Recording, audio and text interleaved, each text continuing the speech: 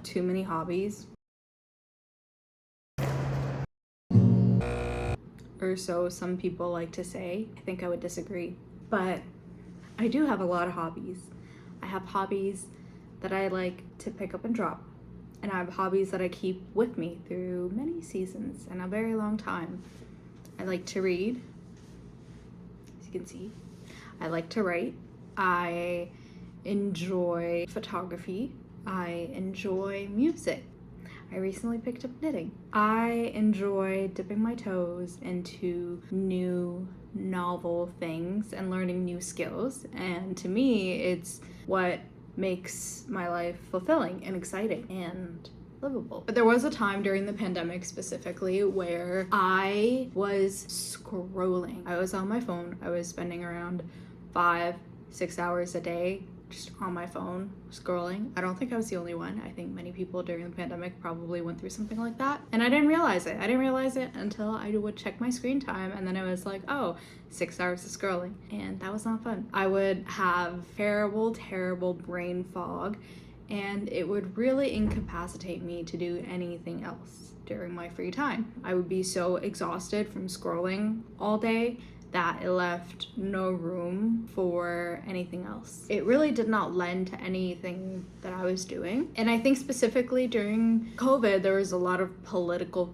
turmoil, which kind of made it worse because I was on social media a lot and I was seeing these terrible things on social media. Part of me was also wanting to be relevant, wanting to know what's going on around the world, but it was to the point where it was just very detrimental to my own mental health, and I just couldn't do anything else, and it was terrible. And I had a lot of anxiety from all the negative content that I was consuming. I still struggle with screen time. It's not perfect. I would like to reduce it to an hour a day, which sometimes I do. Sometimes I have gotten it to under an hour a day, which I'm very proud of myself for that.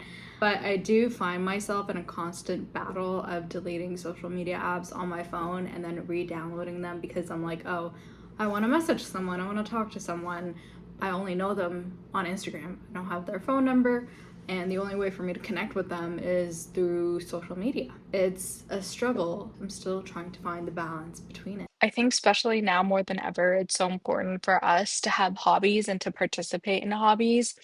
We live in a culture where every single second there's someone or something just vying for our attention. Having that space and that time to just remove yourself from the online space is so important. By Oxford Dictionary, they defined brain rot, the supposed deterioration of a person's mental or intellectual state, especially viewed as a result of overconsumption of material, particularly online content, considered to be trivial or unchallenging. It seems that everywhere I look, the ability to have sustained focus on something for a long period of time is becoming much harder to find and just incredibly rare, which is not a good thing. And hobbies are disappearing in favor of social media apps such as TikTok and Instagram. And I don't really blame people for this. I think algorithms are just so addicting. The average screen time for adults is around 6 to 7 hours a day, and it is absolutely mind-boggling to me how we went from having phones as these secondary things in our lives to now just being an all-consuming entity takes up every aspect of our lives. And it is terrible and incredibly sad. Capitalism teaches us that what isn't growing or what isn't profitable is a very wasteful venture and a waste of our time. To have a hobby under capitalism is to stay with something even when it isn't producing. Yet a capitalist mind would cause people to abandon activities which cannot fill this criteria of constant growth or improvement. Hobbies, in my mind, often do enter a very slow gestational period, which requires very deep, sustained attention. A few years ago, I got very into baking sourdough bread, and I hit a period of plateau where my bread was just looking ugly. It was looking like a UFO. It was looking funky. It did not look like the beautiful breads you would see on Pinterest. It was terrible. It tasted all right. It tasted like bread. Bread is bread. I had no problems with how it tasted. I did have problems with how it looked, but I kept going. Week after week, I would keep on making my bread. I would usually give away the bread to my neighbors and my friends who would take it happily it tasted good. Until finally I had a breakthrough where my bread went from looking like a pancaked UFO to now this beautiful, fluffy, airy sourdough bread that you see everywhere. And it's during this phase where it's so important to stick through whatever it is that you're doing scientifically. It's during this phase where you build neural pathways and new connections in your brain. You encourage your brain to work without reward and tolerate uncertainty. And you learn to work through frustration and you learn to problem solve. According to Marxist theory, capitalism sees human beings not primarily as full persons, but rather as commodities whose purpose is to produce more commodities. Our value as human beings hinges on our labor power and how much value we can produce for capital in our daily lives. In our daily lives, this can look like measuring worth by our work output, followers, or productivity, or even monetization of various skills. And we become alienated from the products of our labor. We become alienated from other human beings and from the process of work itself. In the modern world, it can look like burnout and leading very unfulfilling lives. This leads to the other problem, which is consumerism. In my mind, consumerism performs the functions that hobby would have performed traditionally, which is novelty, fulfillment of desire in people. In my opinion, a person with hobbies is much less likely to fall into the trap of consumerism, and I find that people with hobbies tend to have longer satisfaction cycles, so they're not really participating too frequently in trends. I find that a fragmented attention will seek constant stimulation, which in turn leads to things like impulse buying and overconsumption. If you don't have a lot of hobbies and you're spending a lot of time on your phone, you're scrolling a lot, you'll see a lot of influencers pushing products. You'll see a lot of ads, and you will feel the desire to buy things, and you will feel the desire to own things.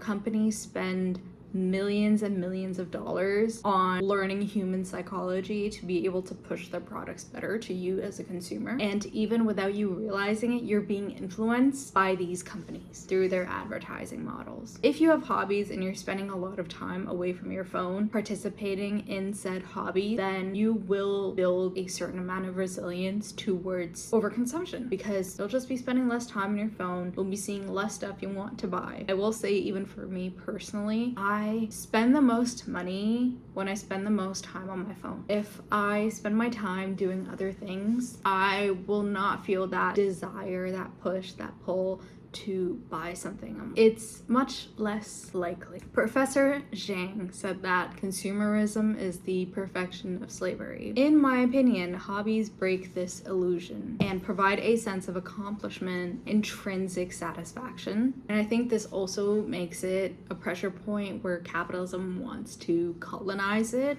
Almost in a way. If you think about it, if you're a knitter and you're knitting, you're spending hours and hours away from your phone, keeping your hands busy. Every single second of that intentional focus where you're away from your phone is very, very radical.